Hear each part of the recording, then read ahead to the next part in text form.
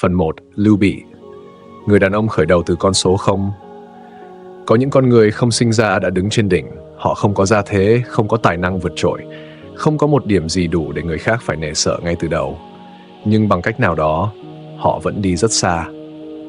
Lưu Bị là một người như vậy. Lưu Bị sinh ra trong thời loạn, cuối thời Đông Hán, triều đình mục ruỗng, chiến tranh liên miên. Người chết nhiều đến mức mạng người rẻ hơn một bữa cơm. Trong bối cảnh ấy, Lưu Bị không phải con nhà quyền quý, không có binh quyền, không có tiền bạc, thậm chí từng phải đan dép cỏ, dệt chiếu để sống qua ngày. Nếu đặt Lưu Bị cạnh Tào Tháo thì khoảng cách là một trời một vực. Tào Tháo xuất thân thế gia, có tiền, có người, có quyền tiếp cận triều đình từ rất sớm. Còn Lưu Bị thì sao? Chỉ có một thứ duy nhất, danh nghĩa. Ông nhận mình là hậu duệ của hoàng thất nhà Hán, một thân phận không giúp ông có quyền lực, nhưng giúp ông có lý do để tồn tại. Trong thời loạn, người ta không thiếu kẻ mạnh, nhưng lại thiếu người có lý do để được tin. Lưu Bị hiểu điều đó rất sớm. Khi còn trẻ, Lưu Bị tụ họp được Trương Phi, Quan Vũ. Không phải vì ông giỏi võ, không phải vì ông giàu có, mà vì ông biết đối đãi với người khác như con người. Ba người kết nghĩa vườn đảo, một câu chuyện ai cũng biết, nhưng ít ai hỏi.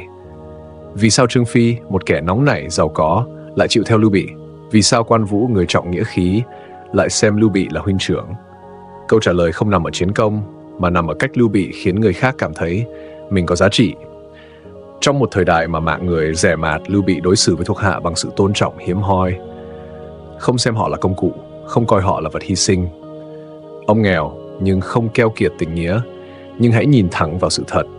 Suốt nhiều năm liền, Lưu Bị thất bại liên tục. Đi theo Công Tôn Toản, thất bại. Dựa vào Viên Thiệu không thành, nương nhờ Lưu Biểu không được trọng dụng. Chiếm được Từ Châu rồi lại mất.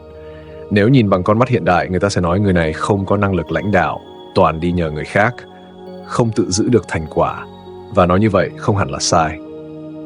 Nhưng có một điều rất lạ. Mỗi lần Lưu Bị thất bại, người theo ông không rời bỏ. Thậm chí, càng về sau người tìm đến ông càng nhiều. Đây mới là điểm khiến Lưu Bị khác biệt. Trong khi nhiều kẻ thắng trận nhưng mất lòng người, thì Lưu Bị thua trận lại giữ được nhân tâm. Ông khóc khi mất đất, khóc khi dân chúng chết, khóc khi thuộc hạ hy sinh. Nhiều người chê Lưu Bị yếu đuối, nhưng chính sự yếu đuối đó khiến ông không bị xem là kẻ máu lạnh. Trong thời loạn, một người biết khóc đôi khi lại đáng tin hơn kẻ luôn tỏ ra cứng rắn. Bạn không cần giỏi nhất để bắt đầu, nhưng bạn cần đủ tử tế để người khác muốn đi cùng. Trong cuộc đời có người thắng rất nhanh nhưng đi một mình, có người đi rất chậm nhưng càng đi càng đông. Lưu Bị thuộc loại thứ hai. Ông không mạnh, nhưng ông khiến người khác không nỡ bỏ đi. Và đôi khi đó là thứ tài năng hiếm hơn cả trí tuệ hay sức mạnh. Nhưng câu hỏi đặt ra là liệu chỉ cần nhân nghĩa thì có đủ để đi đến cuối con đường quyền lực, hay chính thứ từng cứu Lưu Bị sẽ là thứ hủy hoại ông sau này? Ở phần 2, chúng ta sẽ nói về Lưu Bị, người cả đời dựa vào người khác, nhưng không ai thấy mình bị lợi dụng. Một bài học rất đáng suy ngẫm cho những ai đang sống giữa thế giới của quan hệ, hợp tác và niềm tin. Phần 2, Lưu Bị, người cả đời đi nhờ, nhưng không ai cảm thấy bị lợi dụng. Có một sự thật rất khó chấp nhận. Lưu Bị cả đời đi nhờ Công Tôn Toản, nhờ Viên Thiệu, nhờ Lưu Biểu, nhờ Tào Tháo, rồi cuối cùng nhờ đến cả Gia Cát Lượng. Nếu nhìn bề ngoài, Lưu Bị giống như một người không bao giờ tự đứng vững. Nhưng điều kỳ lạ là không ai ghét ông vì điều đó. Trong cuộc sống hiện đại, chúng ta rất quen với một kiểu người luôn cần giúp đỡ, luôn dựa vào mối quan hệ, luôn xin cơ hội. Và rồi bị gắn mác là ăn theo, lợi dụng, không tự lực. Nhưng Lưu Bị thì khác. Ông cũng nhờ người, nhưng cách ông nhờ khiến người khác tự nguyện. Hãy nhìn lại giai đoạn Lưu Bị nương nhờ Tào Tháo. Tào Tháo biết rõ Lưu Bị là ai, biết rõ dã tâm của ông, biết rõ người này không phải kẻ an phận. Nhưng Tào Tháo vẫn dung nạp. Vì sao? Vì Lưu Bị biết đứng ở vị trí thấp hơn, nhưng không đánh mất khí chất. Ông không tâng bốc quá mức, không cúi đầu nịnh nọt, cũng không tỏ ra nguy hiểm. Ông chọn cách rất khó, giữ lòng tự trọng, ngay cả khi đang nhờ vả. Đây là điểm cực kỳ tinh tế. Người đời thường mắc một trong hai sai lầm. Nhờ vả nhưng tỏ ra ta quá thấp kém khiến người khác coi thường. Nhờ vả nhưng tỏ ra quá nguy hiểm khiến người khác đề phòng. Lưu Bị chọn con đường thứ ba. Nhờ nhưng không đánh mất phẩm giá. Ông chấp nhận thua thiệt, chấp nhận ở vị trí sau, nhưng không bán rẻ nhân cách, Vì vậy, người giúp ông không thấy mình bị lợi dụng, mà thấy mình đang làm một việc đúng. Khi Lưu Bị rời Tào Tháo, ông không phản bội trong im lặng, không đâm sau lưng, không gây tổn hại trực tiếp, ông chọn rời đi khi chưa nợ máu. Điều này rất quan trọng. Trong đời, có những mối quan hệ kết thúc không vì thù hận, mà vì đã đến lúc phải đi. Lưu Bị hiểu điều đó. Tiếp đến là Gia Cát Lượng. 3 lần Lưu Bị đến Lều Tranh. Không phải vì Gia Cát Lượng khó gặp, mà vì Lưu Bị muốn đặt mình ở thế cầu hiền. Một người là Hoàng Thúc, một người là kẻ ẩn cư, nhưng Lưu Bị chấp nhận hạ mình, không phải để diễn, mà để nói một thông điệp rất rõ: tôi cần anh và tôi tôn trọng anh. Chính điều này khiến Gia Cát Lượng không chỉ phò tá mà còn tận tâm đến hết đời. Nhờ vả không xấu, xấu là nhờ mà khiến người khác thấy mình bị lợi dụng. Trong cuộc sống, ai cũng có lúc yếu, ai cũng cần người khác nâng đỡ, nhưng cách bạn xuất hiện trong lúc đó sẽ quyết định bạn được giúp hay bị khinh. Lưu Bị không mạnh, nhưng ông biết giữ nhân nghĩa và tự trọng ngay cả khi đang ở thế yếu nhất. Nhưng rồi, khi đã có được lòng người, khi đã có được thiên hạ trong tay, liệu Lưu Bị có còn giữ được sự tỉnh táo? Hay chính tình nghĩa quá sâu sẽ khiến ông không còn đủ lạnh để quyết định? Ở phần 3, chúng ta sẽ nói về Lưu Bị, người thắng Tào Tháo ở lòng người, nhưng bắt đầu thua chính mình. Từ đây, một bước ngoặt rất quan trọng và cũng rất đau. Phần 3, Lưu Bị thắng thiên hạ ở lòng người nhưng bắt đầu thua chính mình. Có một thời điểm rất quan trọng trong cuộc đời Lưu Bị. Một thời điểm mà nếu nhìn lại người ta sẽ thấy ông đã thắng, nhưng cũng từ đó ông bắt đầu đi xuống. Sau bao năm bôn ba, chạy đông chạy tây, dựa hết người này đến người khác, Lưu Bị cuối cùng cũng có được thứ mà ông thiếu nhất: chỗ đứng. Kinh Châu, Ích Châu, một vùng đất đủ rộng, một thế lực đủ mạnh, một đội ngũ đủ trung thành. Và quan trọng nhất, Lưu Bị không còn là kẻ đi nhờ. Lần đầu tiên trong đời, ông là chủ nhân thật sự. Nếu bạn nghĩ đây là lúc Lưu Bị phải tỉnh táo nhất, thì bạn đúng. Nhưng nếu bạn nghĩ ông đã làm được điều đó, thì không hẳn. Hãy nói về một điểm rất ít người nhắc tới. Lưu Bị chưa bao giờ là người quen với việc ra quyết định trong thế mạnh. Suốt nửa đời trước, ông sống trong thế yếu. Khi yếu, con người ta thường biết lắng nghe, biết nhún nhường, biết đặt cảm xúc của người khác lên trước. Nhưng khi đã mạnh, những thói quen đó không phải lúc nào cũng còn phù hợp. Khi chiếm được Ích Châu, Lưu Bị rơi vào một nghịch lý. Một mặt ông biết mình cần ổn định nội bộ, cần lấy lòng sĩ tộc địa phương, cần giữ vững thế cân bằng với Tào Ngụy và Đông Ngô. Mặt khác, trong lòng ông lại có một nỗi sợ rất lớn, sợ bị xem là kẻ phản bội. Vì sao? Vì Ích Châu vốn không phải của ông ngay từ đầu. Ông đến với danh nghĩa giúp đỡ, rồi dần dần trở thành người nắm quyền, dù hợp lý, dù cần thiết. Nhưng trong sâu thẳm, Lưu Bị vẫn mang mặc cảm, và chính mặc cảm đó khiến ông cố gắng trở nên nhân nghĩa hơn mức cần thiết. Ở đây, bạn bắt đầu thấy một vấn đề. Khi nhân nghĩa không còn là lựa chọn mà trở thành áp lực, Lưu Bị phải chứng minh với thiên hạ rằng ông không vô ơn, ông không phản bội, ông không giống những kẻ đoạt quyền khác. Và để làm điều đó, ông bắt đầu hy sinh lý trí.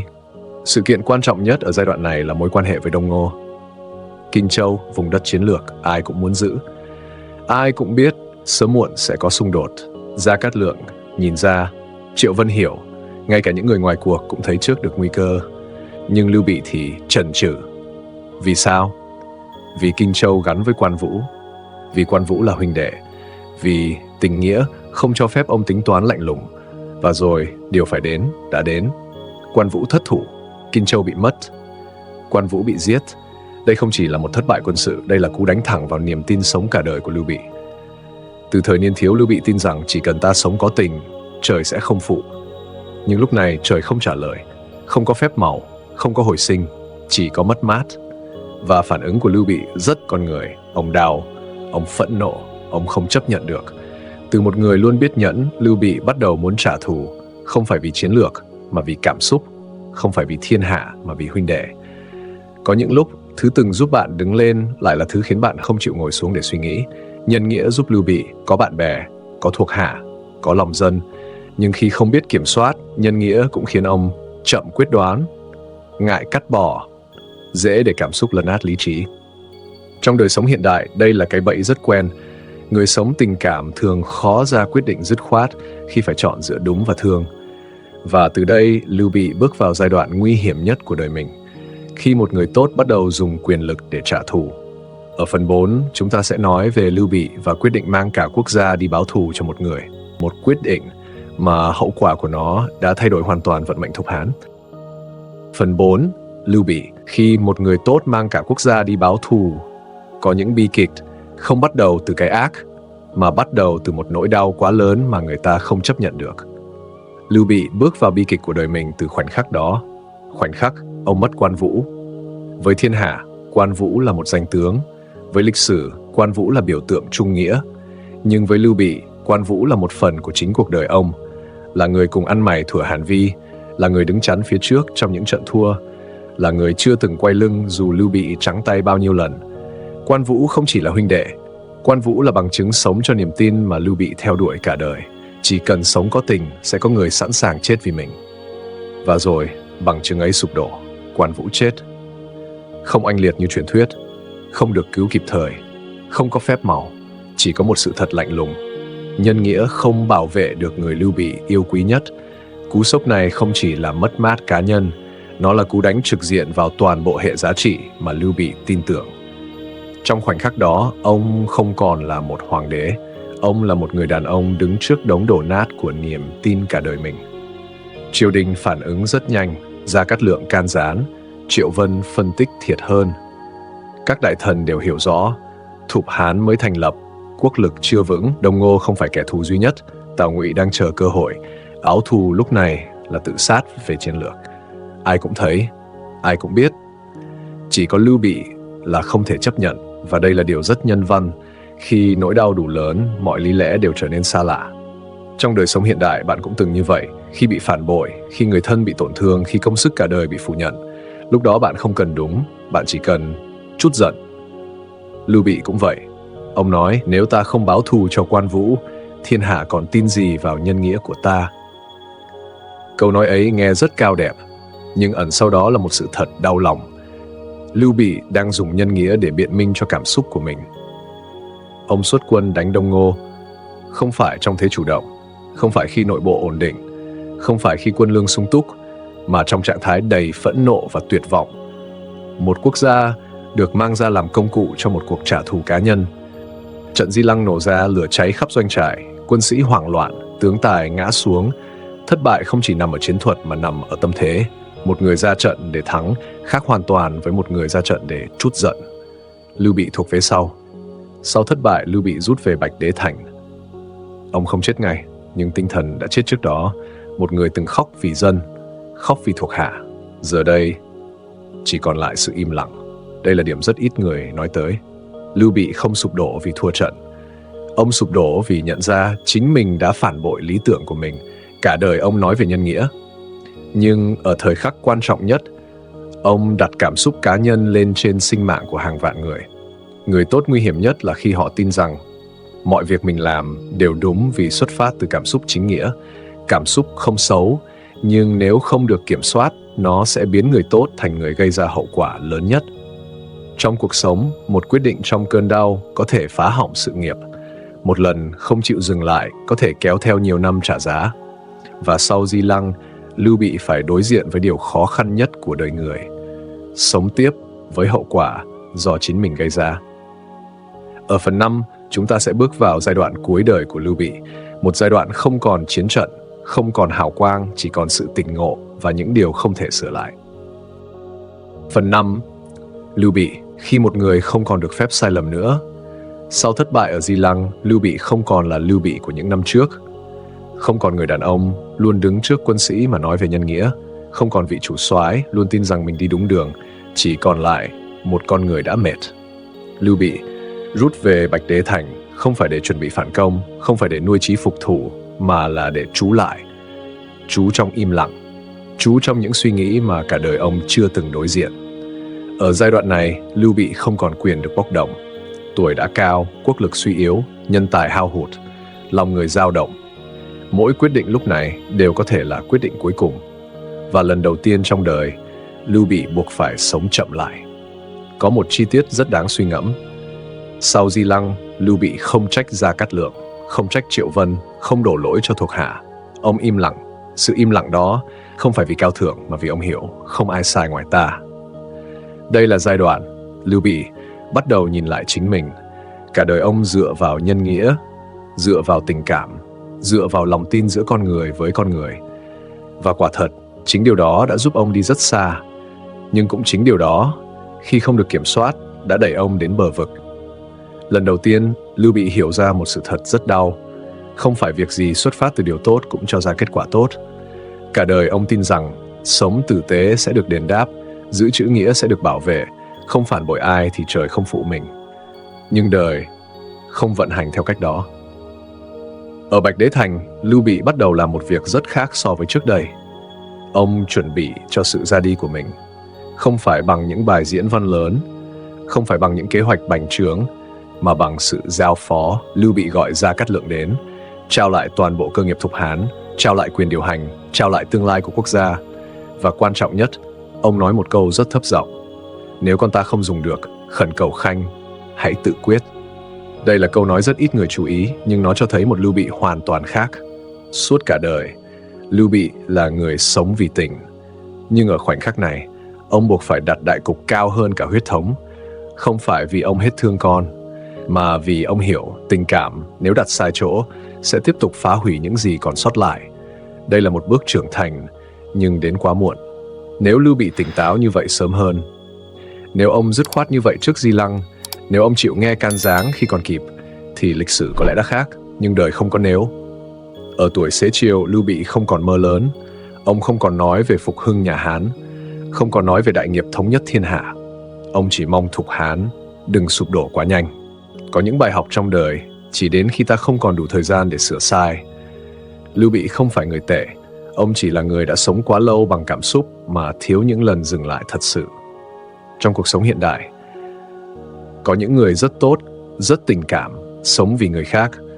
Nhưng đến một lúc, họ phải học cách lạnh hơn một chút, tỉnh hơn một chút và đặt trách nhiệm lên trên cảm xúc cá nhân.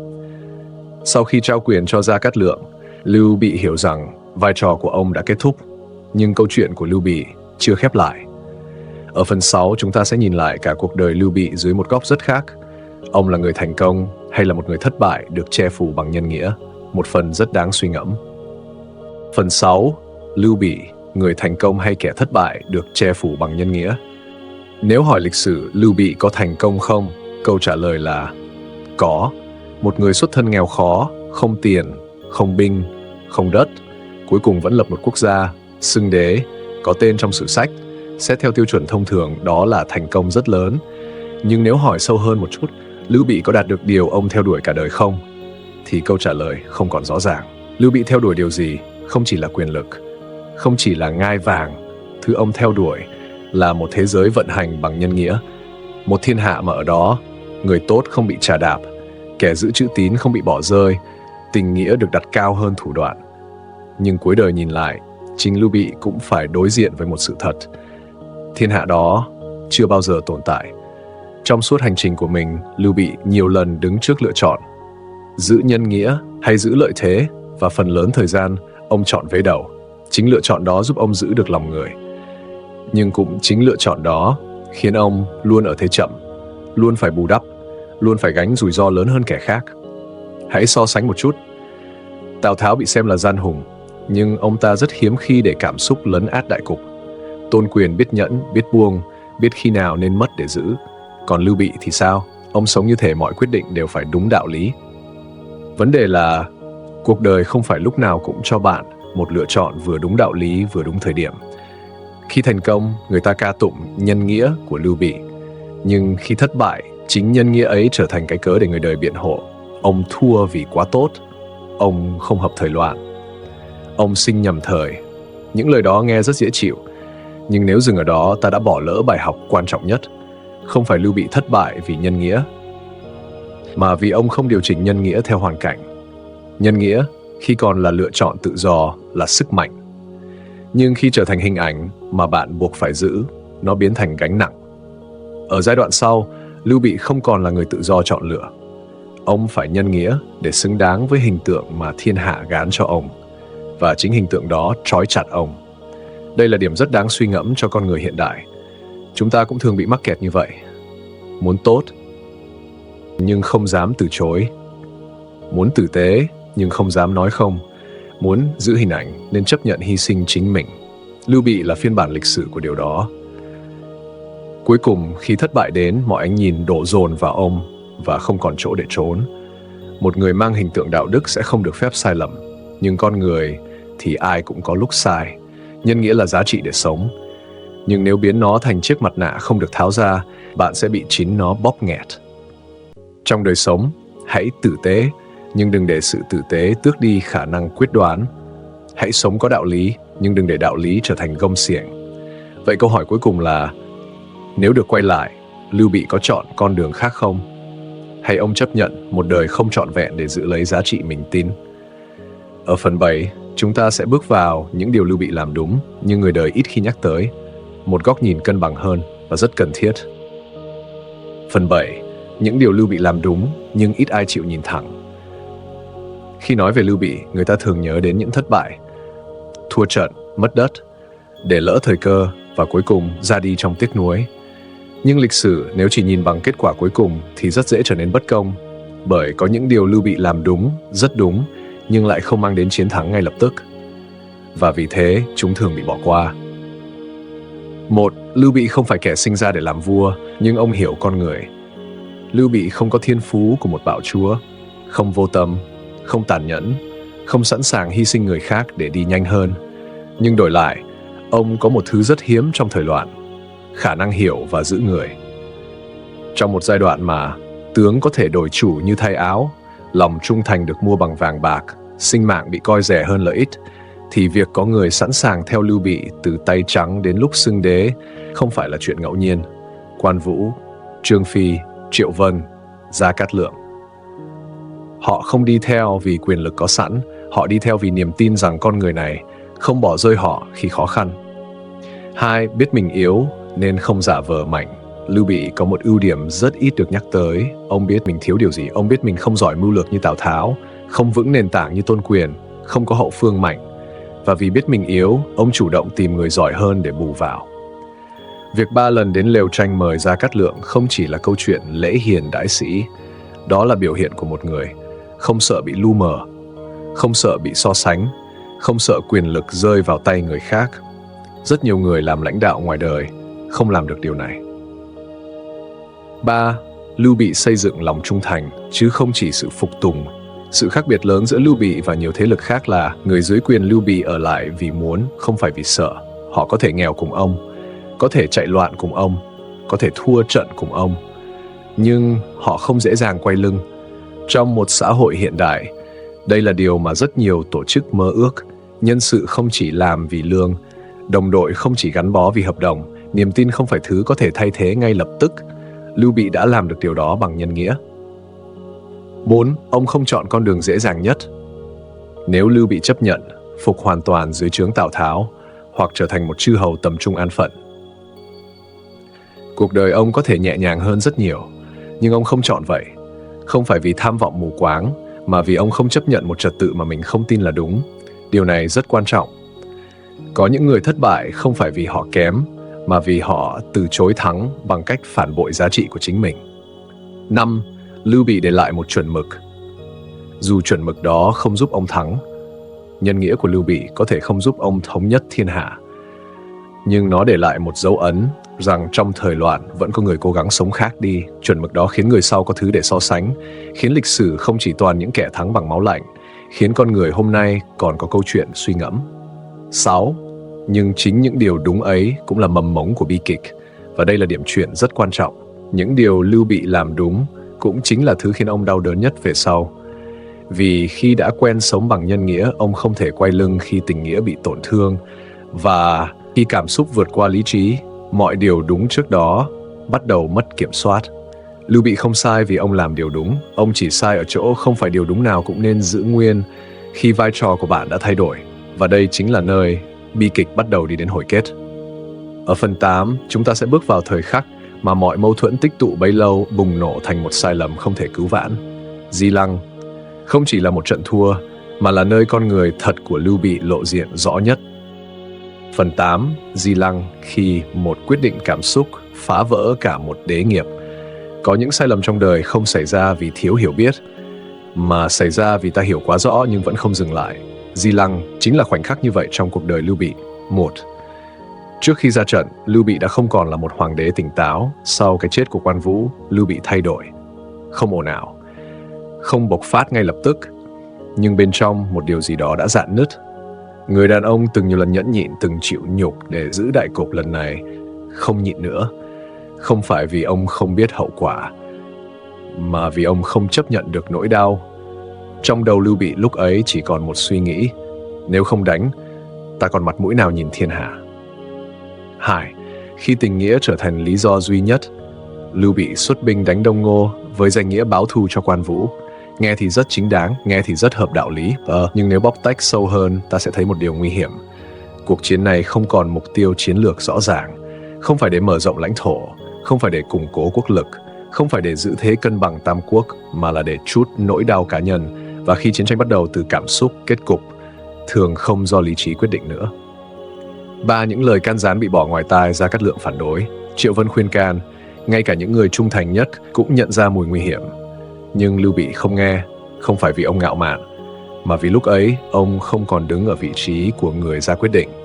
Ông đứng ở vị trí của một người anh mất em, một người bạn mất tri kỷ, và ở vị trí đó mọi lời khuyên đều trở nên xa lạ. 4. Di Lăng, nơi mọi điểm yếu cùng lúc bộc lộ, quân thục tiến sâu, đội hình dàn trải, lòng quân nặng cảm xúc hơn kỷ luật. Trong khi đó, Lục Tốn của Đông Ngô lại là mẫu tướng hoàn toàn trái ngược: kiên nhẫn, im lặng, chờ đợi, không đối đầu trực diện, không nóng vội, không mắc bẫy khiêu khích. Và rồi khi thời cơ đến, ngọn lửa Di Lăng bùng lên, không chỉ thiêu rụi doanh trại, mà thiêu rụi cả hy vọng cuối cùng của Lưu Bị. 5. Đây không chỉ là một trận thua quân sự. Điều đau đớn nhất ở Di Lăng không phải là số quân chết, mà là thứ bị mất sau trận chiến: mất lực lượng tinh nhuệ, mất thế cân bằng tam quốc, mất niềm tin rằng nhân nghĩa luôn được đền đáp. Lần đầu tiên trong đời, Lưu Bị phải đối diện với một sự thật tàn nhẫn: làm điều đúng không đảm bảo bạn sẽ thắng. 6. Khi một người cả đời giữ đạo lý, lần đầu tự nghi ngờ chính mình. Sau Di Lăng, Lưu Bị không còn là con người của trước đây, không còn những bài diễn thuyết hào sảng, không còn ánh mắt tự tin, chỉ còn lại sự mệt mỏi, sự im lặng và cảm giác ân hận không nói thành lời.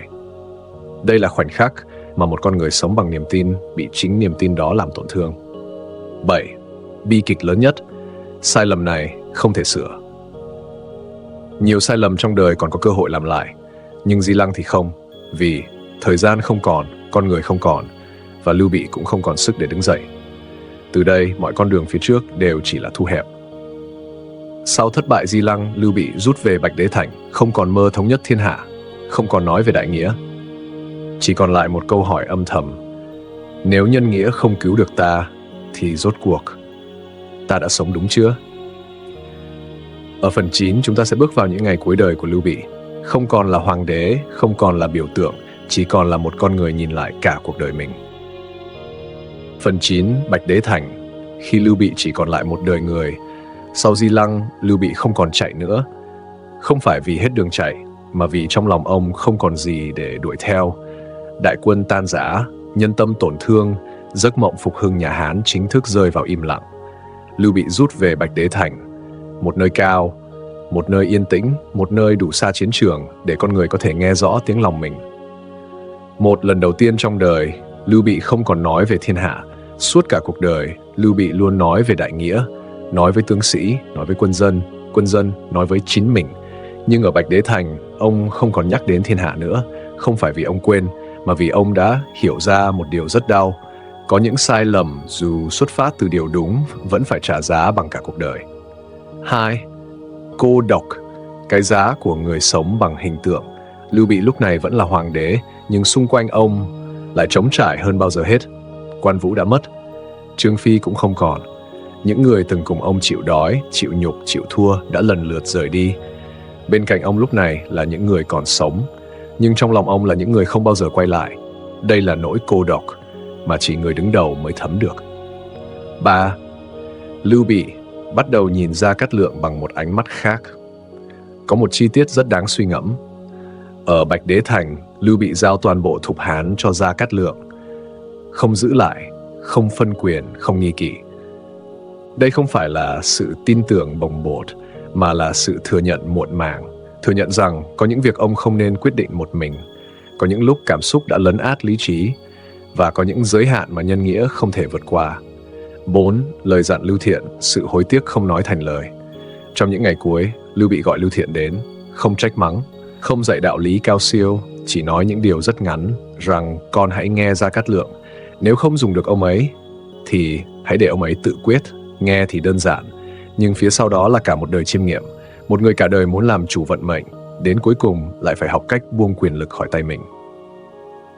5. Điều đau nhất không phải là cái chết, mà là sự dang dở. Lưu Bị không sợ chết. Một người đã sống qua từng ấy năm loạn lạc, chạy trốn, thất bại, mất mát, thì cái chết không còn quá đáng sợ. Thứ khiến ông day dứt nhất là sự dang dở một thiên hạ nhân nghĩa, dang dở một lời hứa với những người đã theo mình, dang dở niềm tin rằng làm người tốt sẽ có kết cục tốt. Có những câu hỏi đến cuối đời vẫn không câu trả lời. 6. Lưu Bị không còn biện hộ cho chính mình.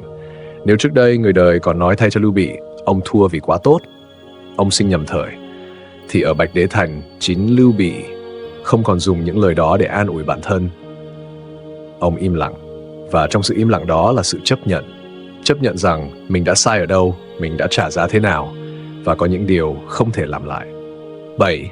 Trước khi khép mắt, Lưu Bị đã hiểu ra điều quan trọng nhất. Không có ghi chép nào nói Lưu Bị thốt ra một triết lý lớn, nhưng nhìn vào những gì ông làm ở những ngày cuối cùng, ta thấy rõ một điều. Lưu Bị cuối đời đã hiểu rằng làm người tốt không đủ nếu không hiểu rõ giới hạn của mình. Nhân nghĩa không sai, nhưng đặt nhầm chỗ sẽ phá hủy cả một đời người. Lưu Bị qua đời trong yên lặng, không khải hoàn, không chiến thắng, chỉ để lại một câu hỏi rất lớn cho hậu thế. Nếu sống lại một lần nữa, liệu Lưu Bị có vẫn chọn nhân nghĩa làm kim chỉ nam, hay ông sẽ sống khác đi? Ở phần 10, chúng ta sẽ tổng kết toàn bộ cuộc đời Lưu Bị, rút ra bài học dành cho người hiện đại và khép lại câu chuyện này. Phần 10. Lưu Bị, một đời nhân nghĩa, một kết cục không trọn vẹn. Nếu nhìn lại toàn bộ cuộc đời Lưu Bị, ta sẽ thấy đó là một hành trình rất lạ. Không khởi đầu bằng quyền thế, không đi lên bằng bạo lực, không giữ thiên hạ bằng sợ hãi. Ông đi bằng nhân nghĩa, một con đường đẹp, nhưng cũng là con đường khó nhất. 1. Lưu Bị không phải kẻ thất bại hoàn toàn. Lưu Bị từng từ tay trắng mà dựng được cơ đồ, từ kẻ bị coi thường trở thành hoàng đế, từ người lưu lạc trở thành biểu tượng đạo lý. Nếu chỉ xét thành tựu, ông không hề tầm thường. Nhưng lịch sử không chỉ ghi nhớ ai đạt được điều gì, lịch sử còn hỏi cái giá của điều đó là bao nhiêu. 2. Bi kịch của Lưu Bị không nằm ở kết quả, mà nằm ở sự lệch pha. Lưu Bị không sai vì sống nhân nghĩa, ông sai vì không thay đổi cách vận hành nhân nghĩa khi hoàn cảnh thay đổi. Khi còn là kẻ yếu, nhân nghĩa giúp ông tồn tại. Khi trở thành người đứng đầu, nhân nghĩa nếu không được tiết chế lại trở thành điểm mù. Đây là bi kịch rất phổ biến của người trưởng thành. Lúc còn trẻ, một phẩm chất giúp ta tiến lên, nhưng khi vị trí thay đổi, nếu không điều chỉnh, chính phẩm chất ấy sẽ kéo ta xuống. 3. Lưu Bị thua không phải vì kém trí, mà vì quá tin vào đạo lý. Lưu Bị không thiếu người tài, không thiếu cơ hội, không thiếu sự ủng hộ. Nhưng ông tin rằng chỉ cần làm đúng, kết cục sẽ tự nhiên tốt. Cuộc đời thì khác. Cuộc đời không thưởng cho người đúng, cuộc đời chỉ thưởng cho người đúng và phù hợp. Đây là điều mà Lưu Bị nhận ra quá muộn. 4. Nhân nghĩa của Lưu Bị, sai hay đúng? Câu trả lời không phải là trắng hay đen. Nhân nghĩa của Lưu Bị khiến ông có người theo, khiến ông được kính trọng, khiến ông trở thành một chuẩn mực. Nhưng cũng khiến ông khó ra quyết định lạnh lùng, khiến ông để cảm xúc dẫn đường, khiến ông không dừng lại kịp thời. Nhân nghĩa không sai, sai ở chỗ không đặt đúng vị trí. 5. Bài học lớn nhất từ cuộc đời Lưu Bị. Nếu phải gói gọn cuộc đời Lưu Bị thành một bài học duy nhất cho người hiện đại thì đó là giá trị sống không phải thứ để tôn thờ tuyệt đối, nó là thứ cần được điều chỉnh theo vai trò và hoàn cảnh. Trong đời sống hôm nay, bạn có thể tử tế nhưng vẫn cần ranh giới, bạn có thể sống có đạo lý nhưng vẫn cần lý trí. Bạn có thể giữ nhân nghĩa nhưng đừng để nó lấy đi quyền quyết định của bạn. 6. Lưu Bị không để lại chiến thắng nhưng để lại câu hỏi. Lưu Bị không thống nhất được thiên hạ, không hoàn thành giấc mộng phục Hán, nhưng ông để lại một câu hỏi rất lớn. Trong một thế giới đầy toan tính, liệu còn chỗ cho người muốn sống bằng giá trị? Câu hỏi đó đến hôm nay vẫn chưa có lời giải trọn vẹn. 7. Có lẽ Lưu Bị chấp nhận cái kết ấy. Nếu được hỏi, nếu sống lại một lần nữa, ông có chọn con đường khác không? Có lẽ Lưu Bị sẽ im lặng, vì có những người thà sống không trọn vẹn, còn hơn sống trái với điều mình tin. Và đó chính là con người Lưu Bị. Nhân nghĩa là gốc để làm người, nhưng trí tuệ là thứ giúp bạn đi xa. Đừng đánh mất nhân nghĩa, nhưng cũng đừng để nhân nghĩa khiến bạn không dám quyết đoán. Sống tốt nhưng sống tỉnh táo. Đó là bài học lớn nhất mà Lưu Bị để lại cho chúng ta. Nếu bạn đã nghe đến đây, có lẽ đâu đó trong câu chuyện của Lưu Bị, bạn đã nhìn thấy chính mình. Một người từng cố gắng sống đúng, một người từng hy sinh vì giá trị, một người từng băn khoăn giữa lý trí và tình cảm. Cảm ơn bạn đã dành thời gian lắng nghe playlist bài học cổ nhân của kênh Một Góc Tư Duy. Nếu thấy những chiêm nghiệm này có ý nghĩa, đừng quên theo dõi kênh để tiếp tục đồng hành trong những câu chuyện sâu hơn, chậm hơn và thật hơn về con người. Hẹn gặp lại bạn ở những bài học cổ nhân tiếp theo.